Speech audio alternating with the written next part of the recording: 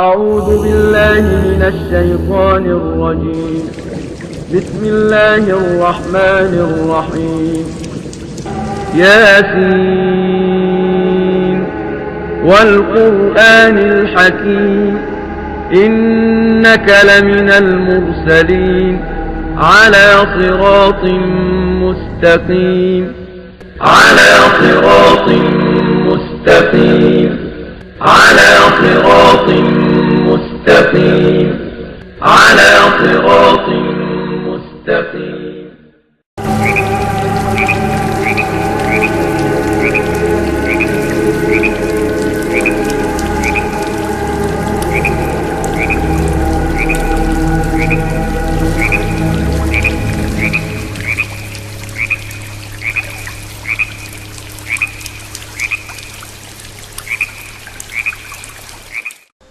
السلام علیکم. الحمدللہ وکفا والصلاۃ والسلام علی عبادہ الذین اصطفیٰ اما بعد. قرآن مجید کا 8واں پارہ ولو اننا کے الفاظ سے شروع ہوتا ہے اور اسی سے پہچانا جاتا ہے.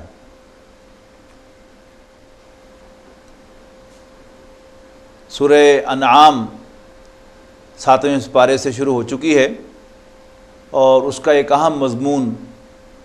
معجزات کا دکھانا یا نہ دکھانا تھا. اسی کے تسلسل میں اس کی 8ویں پارے کی پہلی آیت ہے وَلَوْ أَنَّنَا نَزَّلْنَا إِلَيْهِمُ الْمَلَائِكَةَ وَكَلَّمَهُمُ الْمَوْتَى وَحَشَرْنَا عَلَيْهِمْ كُلَّ شَيْءٍ قُبُلًا مَا كَانُوا لِيُؤْمِنُوا إِلَّا أَن يَشَاءَ اللَّهُ. کہ اگر ہم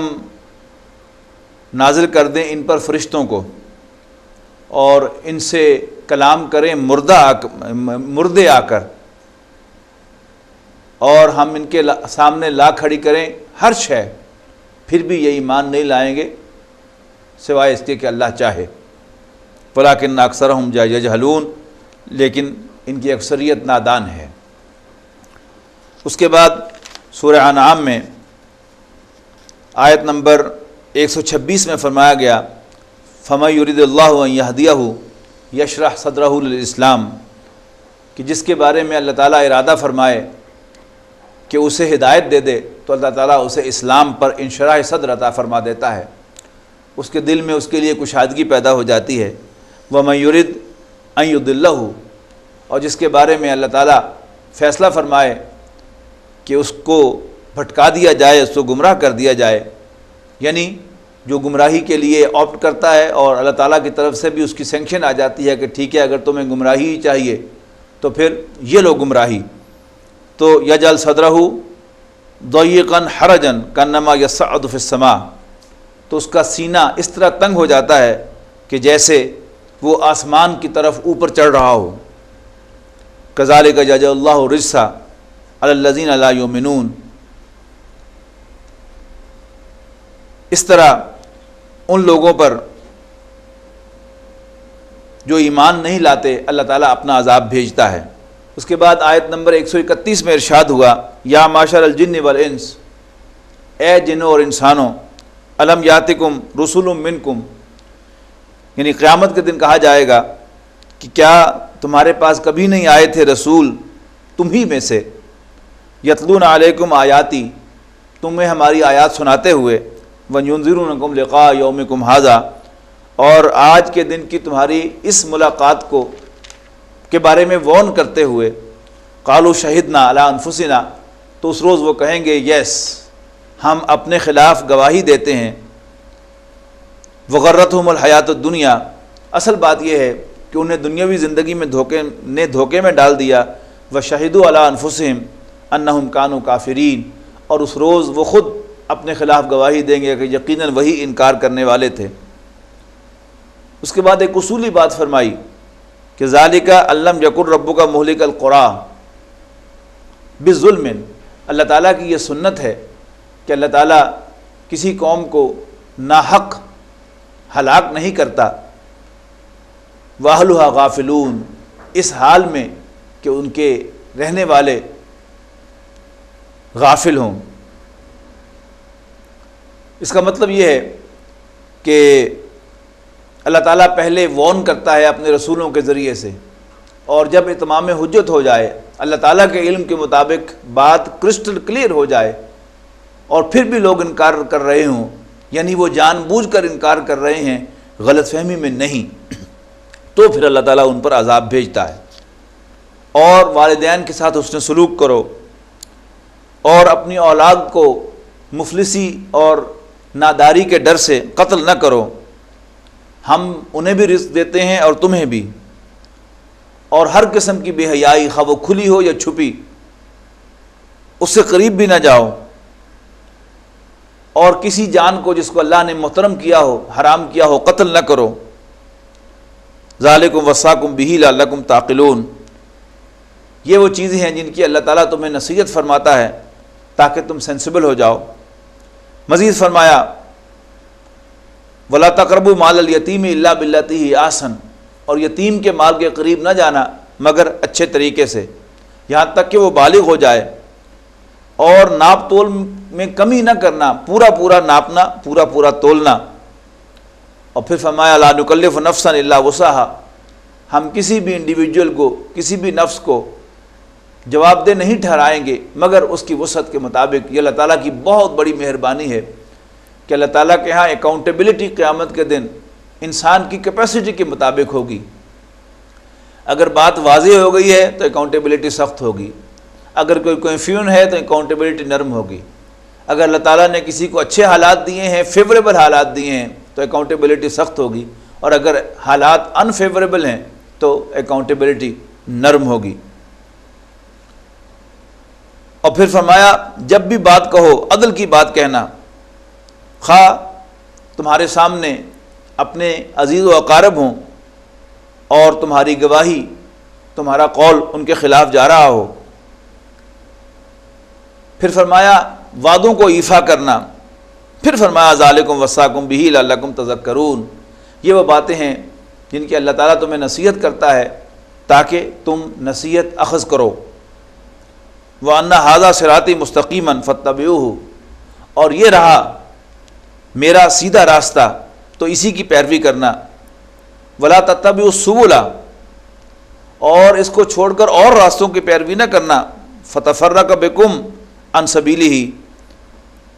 اگر ان پر چلو گے تو تم اللہ کے راستے سے ہٹ جاؤ گے۔ ذالکم وصاکم بہ لعلکم تتقون، یہ وہ باتیں ہیں جن کی اللہ تعالیٰ تمہیں نصیحت کرتا ہے تاکہ تم متقی بن جاؤ، اللہ سے ڈرنے والے بن جاؤ۔ سورہ انعام کے اختتام میں اسی پارے کے اندر بہت پرشکوہ آیات نازل ہوئیں۔ نبی اکرم صلی اللہ علیہ وسلم سے فرمایا گیا قل اننی ہدانی ربی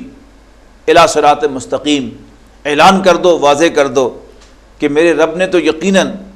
مجھے صراط مستقیم کی طرف رہنمائی عطا فرما دی ہے، یعنی دینا قیما ملت ابراہیم حنیفہ، یعنی دین قیم کی رہنمائی جو ابراہیم یکسو علیہ الصلوۃ والسلام کا طریقہ ہے، اور وہ یقیناً مشرکوں میں سے نہ تھے۔ مزید فرمایا قل ان صلاتی و نسکی و محیای و مماتی للہ رب العالمین، کہہ دو یقیناً میری نماز، میری قربانی، میرا جینا اور میرا مرنا اللہ رب العالمین ہی کے لیے ہے، لا شریک لہ، اس کا کوئی شریک نہیں ہے،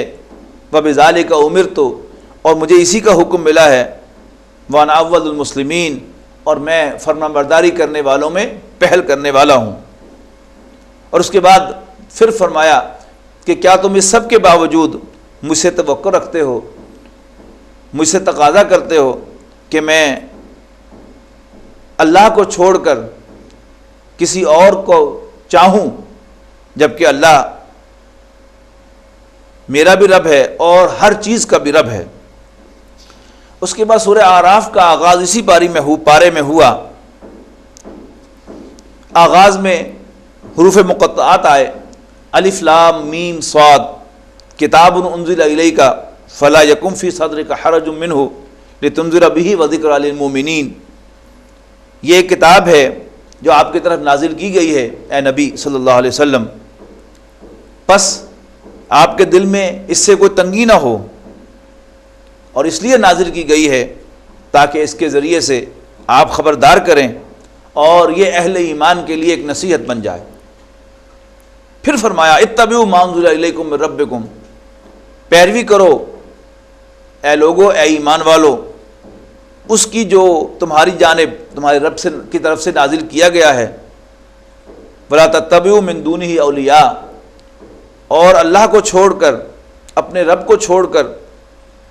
اور اولیاء کی پیروی نہ کرو۔ قلیلا ما تذکرون، لیکن تم بہت کم نصیحت قبول کرتے ہو۔ پھر آیت نمبر 8 میں فرمایا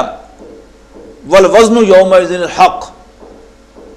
اس روز یعنی قیامت کے روز وزن اعمال برحق ہوگی۔ فمن ثقلت موازینہ فاولئک هم المفلحون، بس جن لوگوں کے اعمال بھاری ہوں گے، یعنی نیک اعمال کا پلڑا بھاری ہوگا، وہ فلاح پانے والے ہوں گے،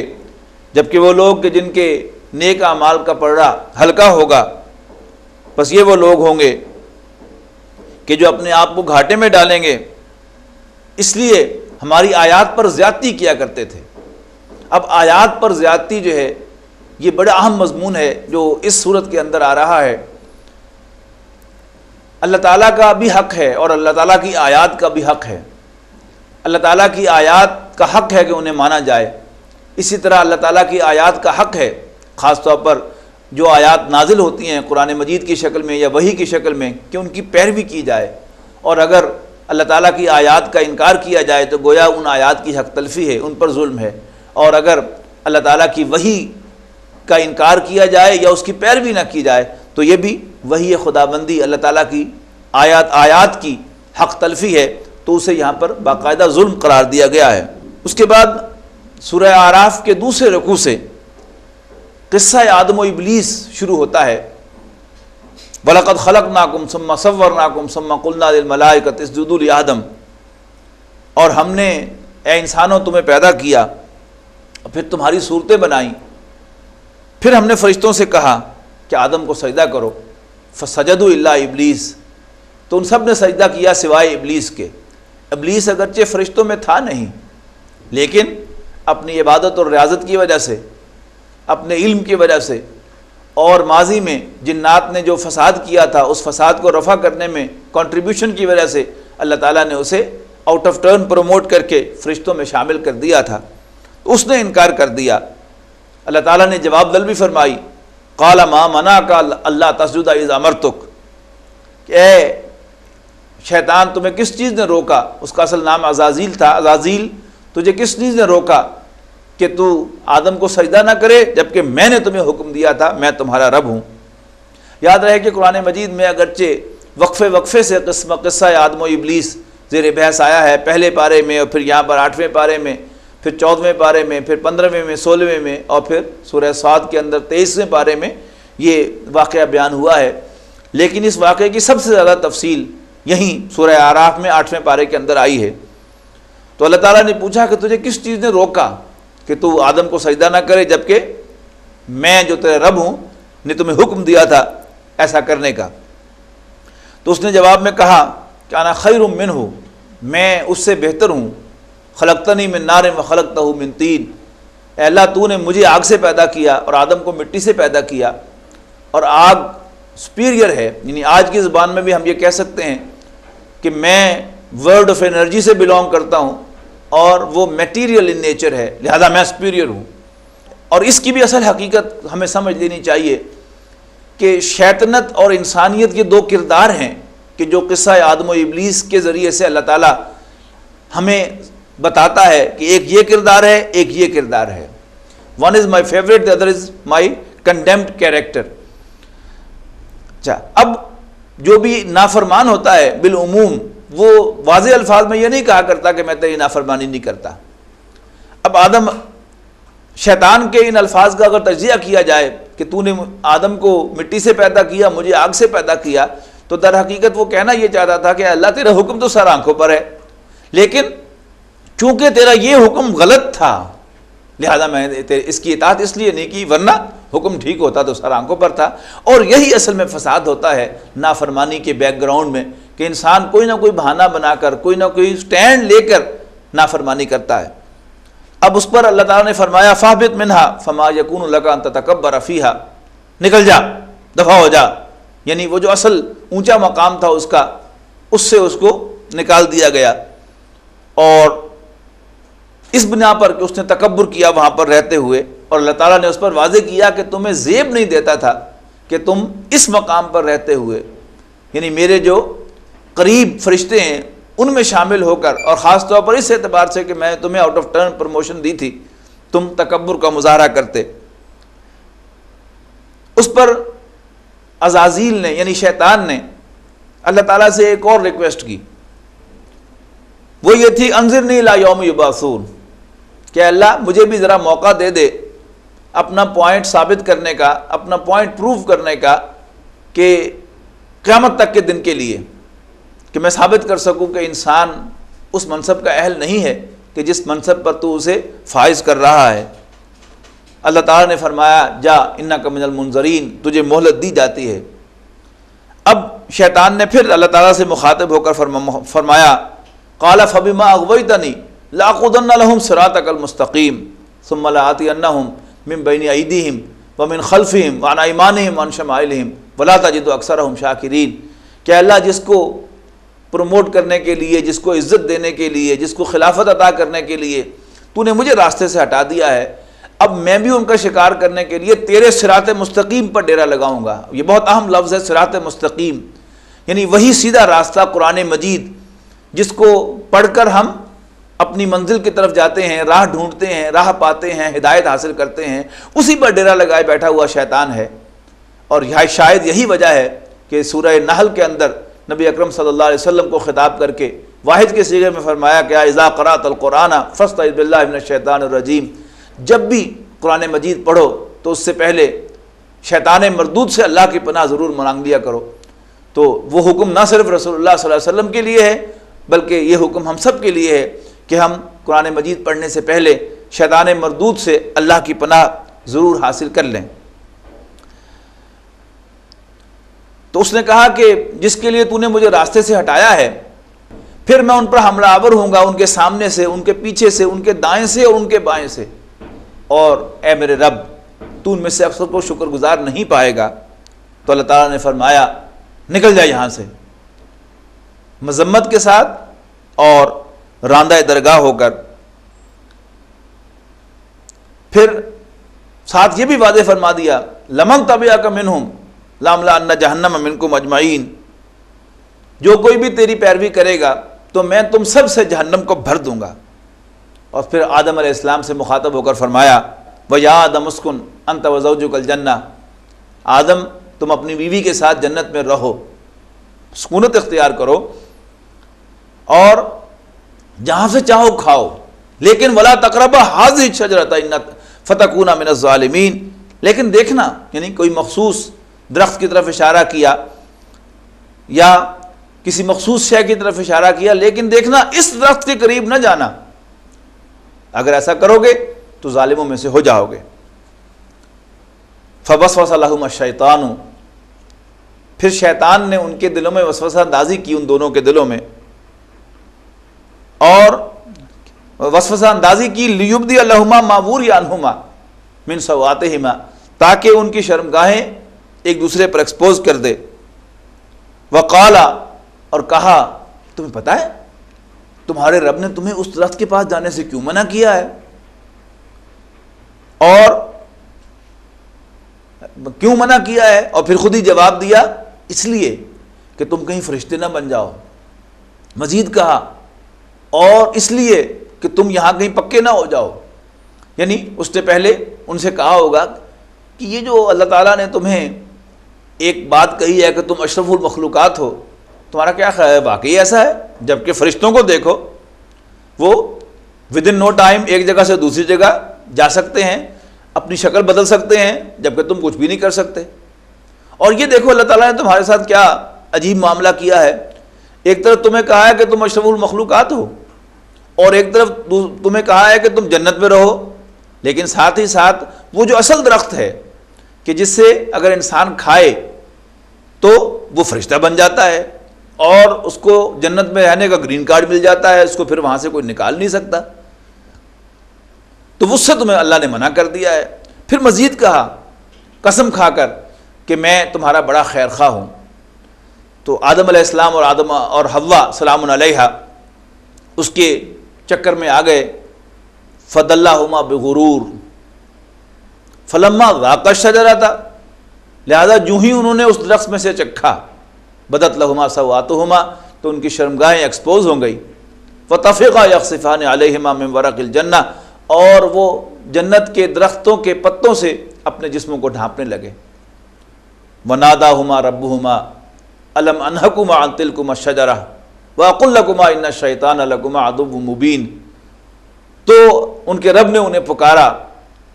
کہ اے آدم و حوا، کیا میں نے تمہیں اس درخت کے پاس جانے سے منع نہیں کیا تھا اور تمہیں وارننگ نہیں دی تھی کہ شیطان تمہارا کھلا دشمن ہے؟ اس پر جو قرآن مجید نے نقشہ کھینچا ہے وہ واقعتاً ہم سب کے لیے رہنمائی ہے۔ جیسا کہ میں نے عرض کیا کہ یہ دو کردار ہیں، ایک کردار اللہ کا پسندیدہ کردار ہے اور دوسرا اللہ کا کنڈیمڈ کردار ہے۔ دونوں سے نافرمانی ہوئی۔ شیطان کی جواب طلبی اللہ نے کی تو اس نے الٹا اللہ کو مورد الزام ٹھہرا دیا کہ تیرا حکم غلط تھا، اور ادھر آدم و حوا سے بھی اللہ تعالیٰ کی نافرمانی ہو گئی۔ وہ بھی بہت کچھ اللہ سے کہہ سکتے تھے کہ ہمیں شیطان نے سب کچھ بتا دیا ہے کہ تو نے ہمیں پیدا ہی زمین کے لیے کیا تھا، اب یہ عجیب تم نے ہمارے ساتھ جو ہے وہ ایک معاملہ کیا ہے، تو ہمیں زمین میں بھیجنا چاہتا ہے تو بھیج دو، جیسے نافرمان شخص کیا کرتا ہے۔ لیکن انہوں نے کیا کیا؟ ہاتھ جوڑ لیے اللہ کے سامنے، ربنا ظلمنا انفسنا وَإِن لَّمْ تَغْفِرْ لَنَا وَتَرْحَمْنَا لَنَكُونَنَّ مِنَ الْخَاسِرِينَ، کہ اے ہمارے رب، ہم نے اپنے اوپر ظلم ڈھایا ہے، اور اگر تو ہمیں معاف نہیں کرے گا اور ہم پر رحم نہیں فرمائے گا تو ہم لٹ جائیں گے، نقصان اٹھانے والوں میں سے ہو جائیں گے۔ بس اللہ تعالیٰ نے ان کی یہ ادا پسند کی اور ان کی توبہ کو قبول فرما لیا۔ یہی اصل میں وہ بات ہے کہ ہم انسان ہیں، ہم سے غلطیاں ہوتی رہیں گی، آئے دن ہوں گی، صبح و شام ہوں گی، لیکن شیطنت کیا ہے؟ برائی پر اصرار، نافرمانی پر اصرار، اور نافرمانی کو ریشنلائز کرنا، اس کے حق میں دلیل لانا۔ اور آدمیت کیا ہے؟ غلطی ہو جائے تو معافی مانگ لینا۔ اس پر پھر جو کنکلوڈ کیا ہے وہ بڑا زبردست ہے تیسرے رکوع کی ابتدا میں، اے آدم کے بیٹو، ہم نے تم پر لباس اتارا ہے جو تمہارے لیے زینت کا باعث بھی ہے اور تمہاری شرمگاہوں کو بھی ڈھانپتا ہے۔ دیکھنا وَلِبَاسُ التَّقْوَىٰ ذَلِكَ خَيْرٌ، رہا تقوی کا لباس، خدا خوفی کا لباس، تو وہ سب سے بہتر ہے۔ یعنی اگر تم عام لباس کی شلوار قمیض پہنتے ہو تو اوپر جو ہے ایک چادر اللہ کے تقوی کی اوڑھ لینا۔ اگر انسان کے دل میں خوف خدا ہو تو انسان بہت سی برائیوں سے آپ بچ جاتا ہے، لہذا خوف خدا کی چادر جو ہے انسان اگر اوڑھ کر رکھے تو اس سے بہت سے مسائل آپ پیدا نہیں ہوتے۔ پھر اس کے بعد اگلی آیت میں فرمایا، اے آدم کے بیٹو، دیکھنا شیطان کہیں تمہیں فتنے میں مبتلا نہ کر دے، جیسے اس نے تمہارے ماں باپ کو کپڑے اتروا کر جنت سے نکلوایا تھا تاکہ ان کی شرمگاہیں ایک دوسرے پر ایکسپوز کرے۔ انہو یراکم ہوا وقبیلہ، یقیناً بے شک وہ تمہیں دیکھتا ہے جہاں سے تم اسے نہیں دیکھتے، یقیناً وہ اور اس کی اولاد تمہیں وہاں سے تاکتے ہیں، آج کی زبان میں کہیں گے مانیٹر کرتے ہیں، جہاں سے تم انہیں نہیں دیکھتے۔ اور ہم نے ان لوگوں کو شیطانوں کا دوست بنا دیا ہے جو ایمان نہیں رکھتے، یعنی اللہ تعالیٰ کی رہنمائی پر ایمان نہ رکھنا، اس پر ٹرسٹ نہ کرنا۔ اگر اللہ تعالیٰ نے ایک بات سے منع فرمایا ہے تو وہی بہتر ہے، اس پر ٹرسٹ نہ کرنا، اس پر ایمان نہ رکھنا، اللہ تعالیٰ کی وحی پر یقین نہ رکھنا، اس کی رہنمائی پر، یہ چیز انسان کو خراب کرتی ہے۔ اور آج ڈریس انڈسٹری دنیا میں جو بنی ہے اس میں مانیٹر کیا جاتا ہے باقاعدہ کہ ہم نے فلاں قوم کو اس حد تک بڑھنا کر دیا ہے اور فلاں قوم ابھی رزسٹ کر رہی ہے، اب اس میں ایک نیا موو جو ہے کیا جائے، پھر کوئی دوسرا موو جو ہے وہ کیا جائے، اور پھر اس کو مانیٹر کیا جاتا ہے پیچھے سے کہ اس حد تک ہمیں کامیابی ہو گئی ہے۔ پھر مزید برآں اس بے حیائی کو پروموٹ کرنے کے لیے، پھیلانے کے لیے طرح طرح کے طریقے ہیں۔ اس پر یہاں پر نقل کیا گیا اگلی آیت میں، وَإِذَا فَعَلُوا فَاحِشَةً، اور جب ان میں سے کوئی شخص کسی بے حیائی کا ارتکاب کرتا ہے، جب وہ لوگ وَإِذَا فَعَلُوا فَاحِشَةً، اور جب وہ کسی بے حیائی کا ارتکاب کرتے ہیں، قَالُوا وَجَدْنَا عَلَيْهَا آبَاءَنَا، تو کہتے ہیں کہ ہم نے اس کو اپنے آباء و اجداد سے ورثے میں لیا ہے، ہمارے آباء و اجداد ایسے کرتے تھے، یہ ہماری روایت ہے، یہ ہماری ثقافت ہے، ہم ایسا ضرور کریں گے۔ اور مزید بڑا آگے بڑھ کر کہتے ہیں واللہ امرنا بہا، کہ اللہ نے ہمیں اس کا حکم دیا ہے۔ اور یہ بھی آپ کو مل جائے گا کہ ان میں سے کوئی دانشور جو ہے وہ کسی پرانی کتاب کا حوالہ لے کر آئے گا کہ خلافت راشدہ کے دور میں بھی ایک عورت تھی کہ جو پارلر چلاتی تھی، جو ایسا کیا کرتی تھی، کوئی اس کا حوالہ، کوئی ریفرنس باقاعدہ کوئی اتھینٹسٹی کے ساتھ نہیں ہوتا، لیکن اس کو کوٹ کیا جاتا ہے اس اعتبار سے کہ شاید یہ بھی اسلام کا یا دین کا کوئی حصہ ہے۔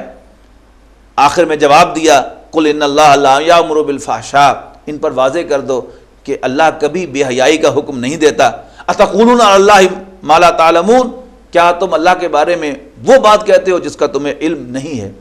اس کے بعد سورہ اعراف میں کچھ آخرت کے احوال کا ذکر ہے، اور پھر اسی صورت میں انبیاء رسولوں کے قصے شروع ہو جاتے ہیں، اور حضرت نوح علیہ السلام، حضرت ہود علیہ السلام، حضرت صالح علیہ السلام، اور پھر حضرت لوط علیہ السلام اور حضرت شعیب علیہ السلام کا تذکرہ 8ویں پارے کے آخر